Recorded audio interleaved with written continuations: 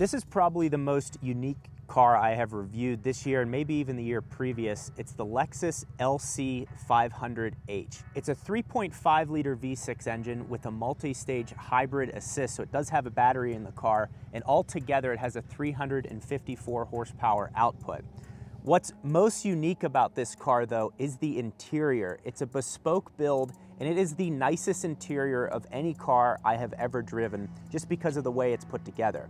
Now this car costs $115,285, and that includes the delivery and processing fee. And I want to read to you some of these options that help us get there. So the Alcantara alone, $3,600. On top of that, $3,690 for the bespoke build package, and then there's like a little plate on the interior of the car that shows that. There's Alcantara sport seats, which are $900. Head-up display, which I actually turn the head-up display off. Head-up display in cars to me is kind of distracting, so I generally turn that off. I think it can be useful in some cases, but a lot of times on road trips, I find you end up trying to focus on that as opposed to the road out in front of you.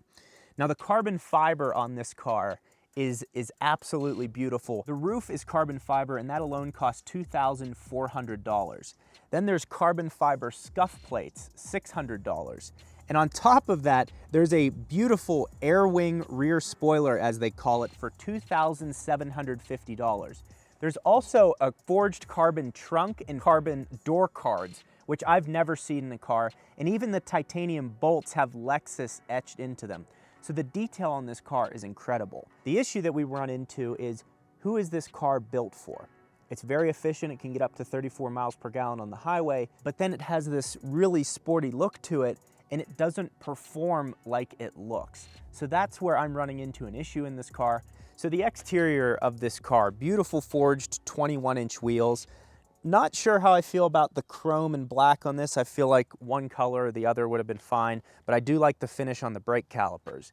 Now, moving down the side of the car, you have these door handles that present themselves to you, and it also has the Lexus logo in there, which is a really nice detail. You also have this functional air vent right here that shoots out the back right here into the rear tire, probably to reduce drag or cool the brakes, I'm not totally sure. And then you have the spoiler, which is just so uniquely shaped. I know when you look in the rear view mirrors, you can actually see this little cut right here. And it's just a really unique feature, moves nicely with the carbon fiber roof. And also the carbon fiber pattern is the same from the roof back to the spoiler, which is just, again, attention to detail, which I love about this car. It's really well put together. Moving around the rear of the car, you have the insignia showing Lexus and then LC500h with the blue outline, which shows that it is a hybrid. Now the exhaust pipes are interesting. Yes, you have this chrome finish here, but it is actually a true quad tip exhaust out of the sides here. It would be cool if it was actually individual exhaust pipes. It would give it more of a sporty look. But again, this is okay because there are actually real pipes sitting back in there. Now, the trunk to potential owners of this car, you don't want to be constantly lifting up on the spoiler. So I just take my fingers here and lift up from there. And then when I'm closing it, there's a little grip right here that you can pull and pull down. Now, another feature that I talked about previously, this forged carbon, that's incredibly expensive and also a really nice detail. You're gonna see that on like Lamborghinis and Ferraris. So really cool that it's on this car, but costing $115,000. That's something that's nice that they add in. The trunk is small. My buddy and I went golfing the other day. We were able to put 2 bags back here, 2 ping bags, but we took our drivers and 3 woods out and we're able to wedge 2 golf bags in here and then just put the golf clubs in the rear seats. And this car does actually have room for 4 people. Now, I think you'd have to have your legs removed to sit in the back or be a child, so it is very small. So that's a brief look at the trunk. Again, these lights around the back with this accent here looks really nice. And then it obviously has the hybrid insignia along the side of the car. And another detail I just noticed is this little almost deck lid spoiler that comes off the back of the roof, probably to help increase airflow over the top of the car. Folks, I love being in nature. I like seeing the scenery. I like smelling the fresh air. But when you're doing stuff like that and it's hot outside, you have to be wearing comfortable clothing, and that's why I've chosen INTOTHEAM to wear today.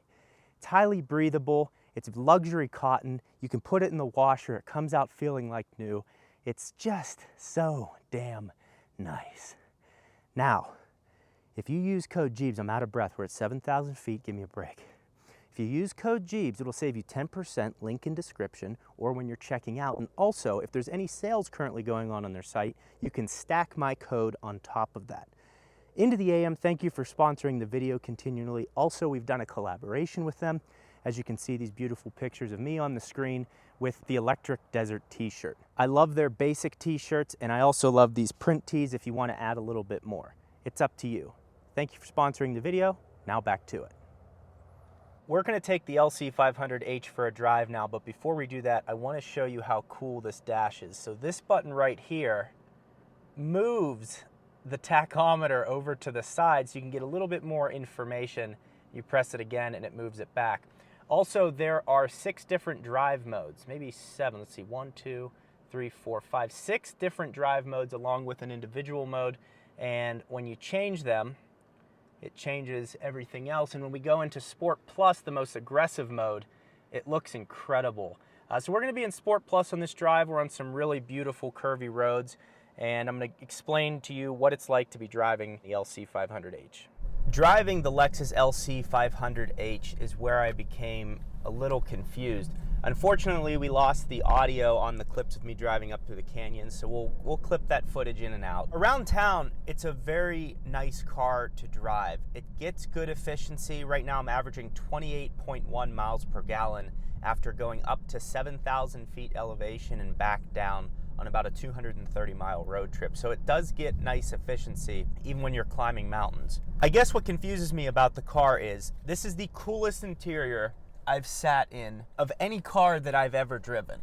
And I've tried to think through all the cars I've driven. This sticks out as the coolest. The orange interior, the Alcantara everywhere. I've just never seen anything like it, and I think it's beautiful. I like the tachometer being right in front of you. It's a very driver's car oriented thing to do, kind of like the LFA, and especially when you put it into Sport Plus, it gets that white tachometer that pops up.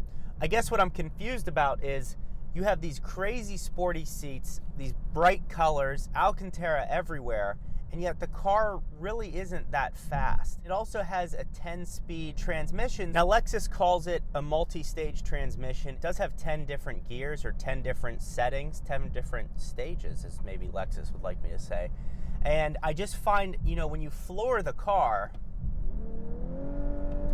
it's not that initial, boom, here's where we need to be. It's like, here's where we should be. Oh, actually, we should be here. And it's constantly trying to find where it wants to be. It does have these wheel-mounted magnesium paddle shifters that you can choose your gear, so that certainly helps. I guess I just wish the car was a little bit faster. I wish it had maybe 400, 450 horsepower, because it is a big, wide car as well. It has presence on the road.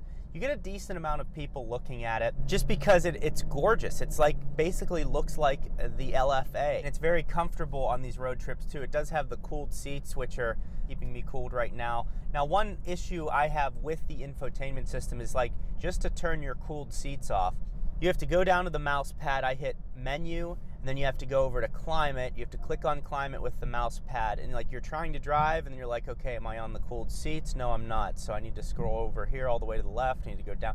So you're kind of playing around with that. I don't really like the mouse pad that much. Again, I don't own the car, so it's something that an owner would get used to over time. I just prefer, I like BMW's iDrive system. To me is a little bit cleaner. The sound system is incredible. The materials they used in here are excellent, and it does have Apple CarPlay. It is wired, but having Apple CarPlay, it really does change the car a lot. It makes the technology a lot easier to use. Just get your USB cable for your iPhone. It also has Android Auto. You sit it in here, it's away, and then you can control everything from this mouse pad. Now, the other thing is, I thought this was a touch screen here, so I went to touch it, and there's a piece of glass that you just can't see. And it's also nice that there are some physical controls here. I think companies have kind of lost it with trying to eliminate buttons. I don't know if they're trying to copy Tesla or something like that, but I do like that there are some physical buttons here that you can quickly activate the climate control, turn it off, auto, down, recirculating air, or bringing air from the inside or outside. I think that's nice. And also, it has a CD player. Now, I'm just very surprised that it has a CD player, being a car that's built in 2022, but maybe that's because the clientele that they're shooting for this car is older and they still have CDs. I still have CDs. So maybe that's what they were thinking there. So that's it. The Lexus LC500h, awesome car. Thank you to Lexus for letting me have it for a week. I really appreciate it. And it's a hybrid, so you're gonna be getting like a 500 to 600 mile range.